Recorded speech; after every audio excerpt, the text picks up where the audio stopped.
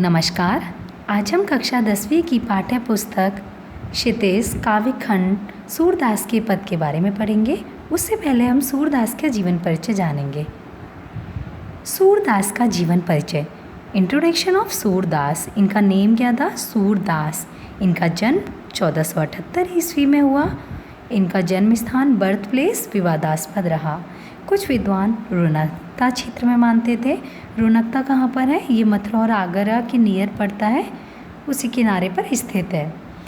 और कुछ विद्वान मानते थे सूर का जन्म कहाँ पर हुआ है? सीही में। सीही कहाँ पर है?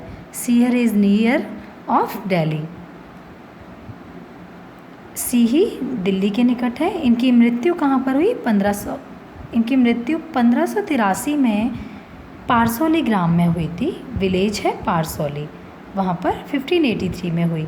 इनका प्रोफेशन, ये कौन थे? सूरदास वॉज पोइट, कृष्ण भक्त कवि थे और कवि कहलाते हैं।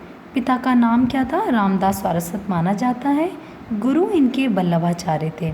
वल्लभाचार्य ने उनको पुष्टि मार्ग में दीक्षित किया और कृष्ण लीला के पद गाने का क्या दिया? आदेश दिया।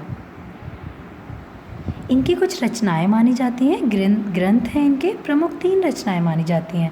नंबर 1 सूरसागर, नंबर 2 सूरसारावली और नंबर 3 साहित्य लहरी।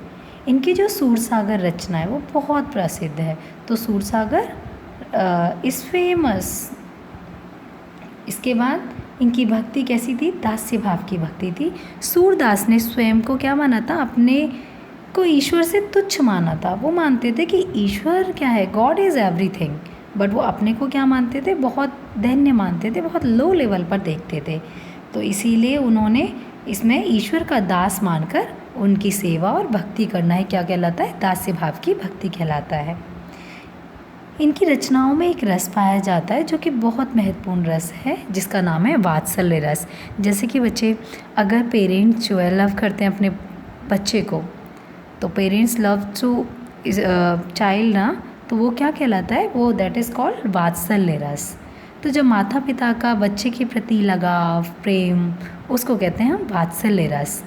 इनकी रचनाओं में शांत रस और श्रृंगार रस भी महत्वपूर्ण माना जाता है, लेकिन सबसे ज़्यादा सूरदास जी को वात्सल्य रस के इन्हें सम्राट माना जाता है। इनकी भाषा कैसी है? ब्रज भाषा है। सूरदास अष्टछाप कवियों में सबसे प्रसिद्ध माने जाते हैं।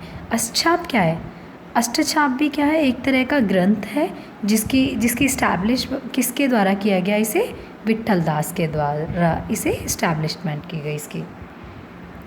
तो अष्टछाप क्या है? देखिए, वल्लभाचार्य जी के 4 शिष्य थे और वल्लभाचार्य जी के जो पुत्र हैं विट्ठलनाथ, उन्होंने क्या करा? वल्लभाचार्य जी के 4 शिष्य लिए और अपने 4 शिष्यों को मिलाकर टोटल 8 जो है पॉइंट्स के बारे में उसमें मेंशन किया। तो उसे ही क्या कह देते हैं? अष्टछाप। अष्टछाप में 8 कवियों का वर्णन आता है। एक तरह से अष्टछाप क्या है? इस ग्रुप ऑफ 8 पॉइंट्स।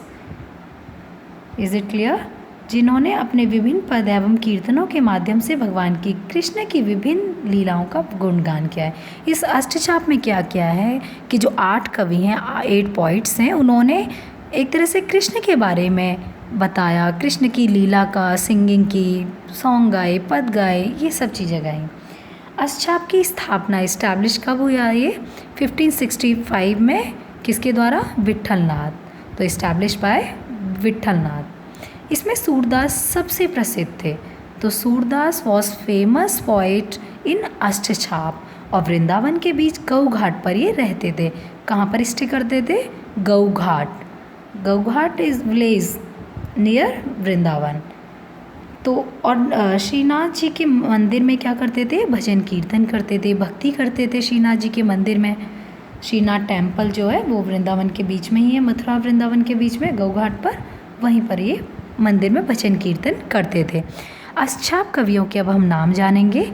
सबसे पहला नाम कुंभन दास का आता है, फिर सूरदास, फिर परमानंद दास, फिर कृष्णदास, गोविंद स्वामी, छीत स्वामी, चतुर्भुज दास और नंददास।